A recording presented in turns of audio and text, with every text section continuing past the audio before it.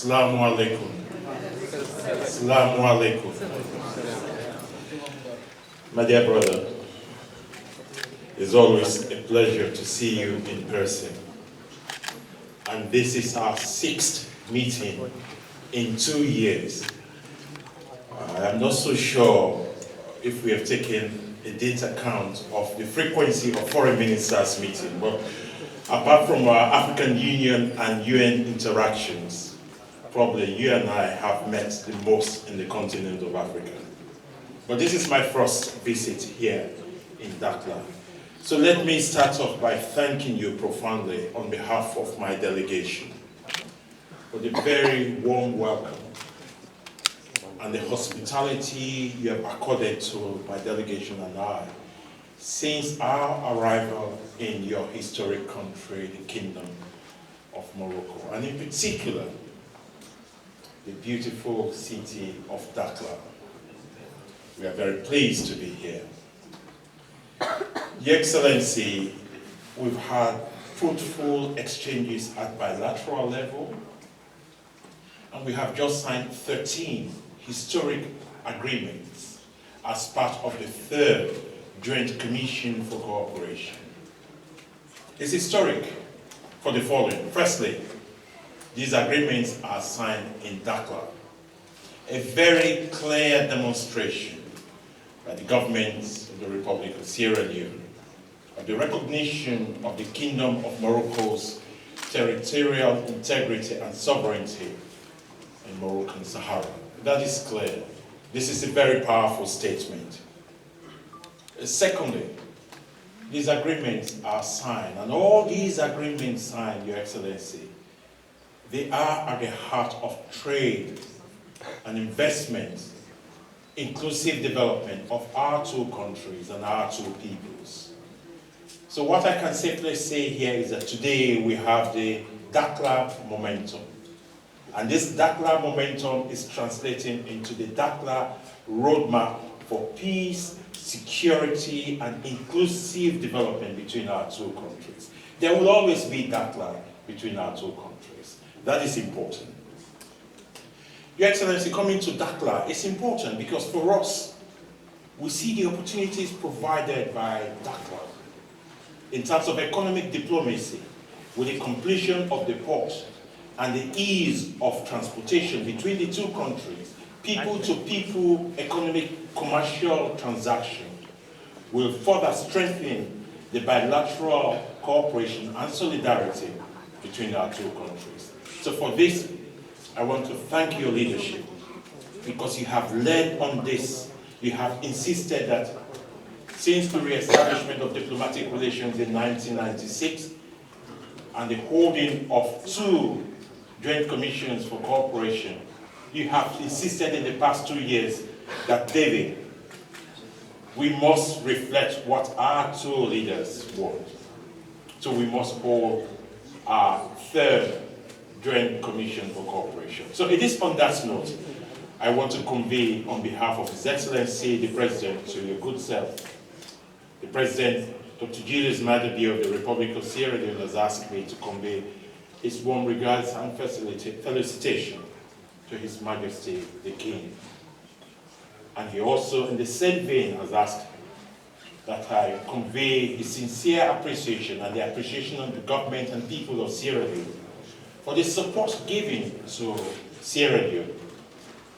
The Kingdom of Morocco has stood steadfastly with Sierra Leone in all our difficult years, through the war, through the post-war reconstruction and development, with Ebola, and more so with mudslide, and more so with COVID-19. The Kingdom of Morocco has stood with us.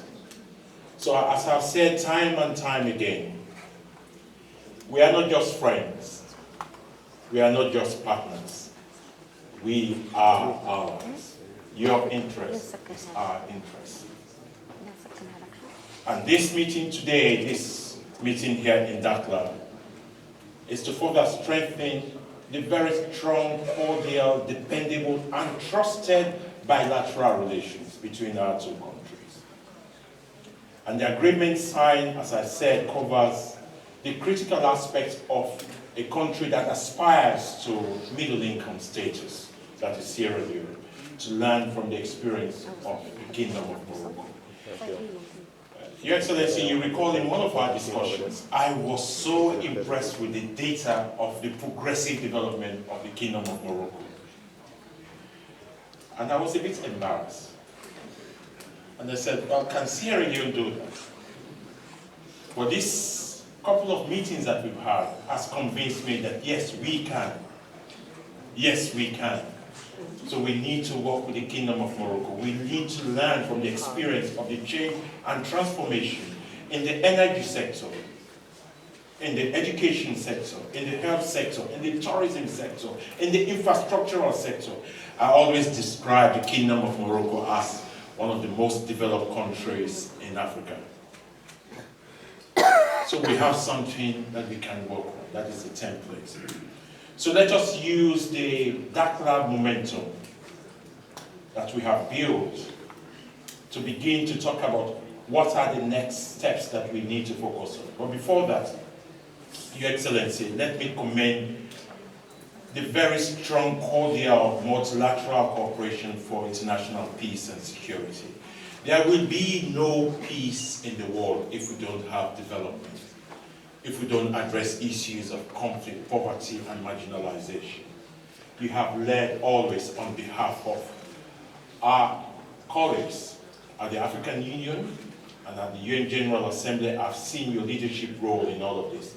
So let me confirm that we will continue to support your leadership, in particular in our own troubled West African sub-region. We are challenged with the triple dynamics of the return of military coups in the region.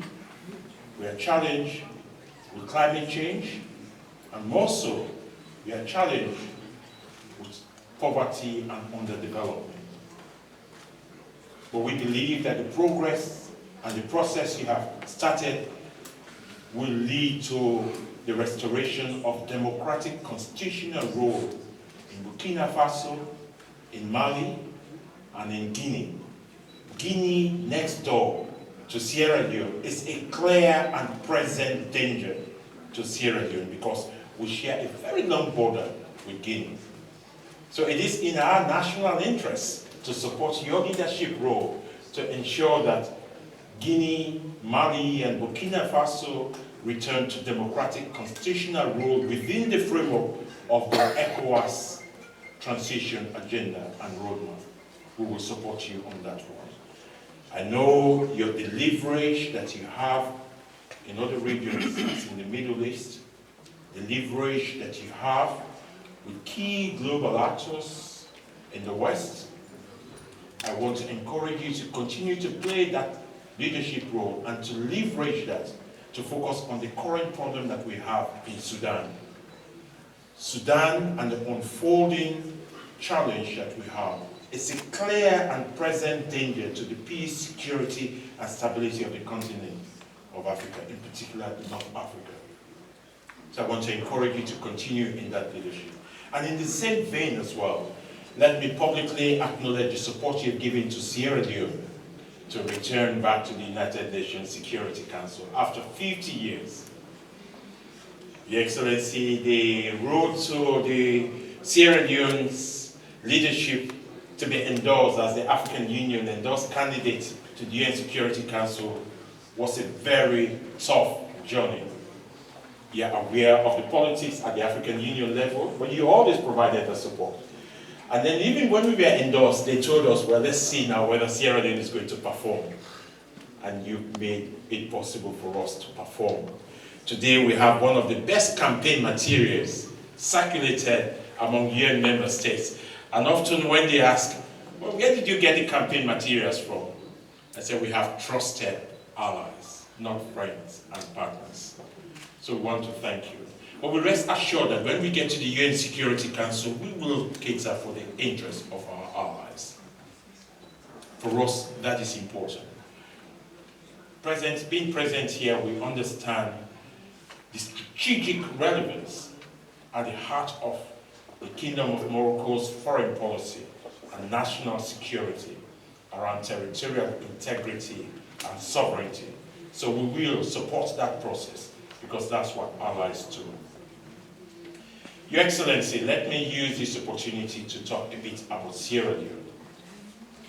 We have talked about the Dakar momentum and a roadmap for peace, security, and inclusive development of our two countries. Sierra Leone today is no longer defined by its past, but Sierra Leone today is a liberal, progressive, dynamic, confident, assertive country.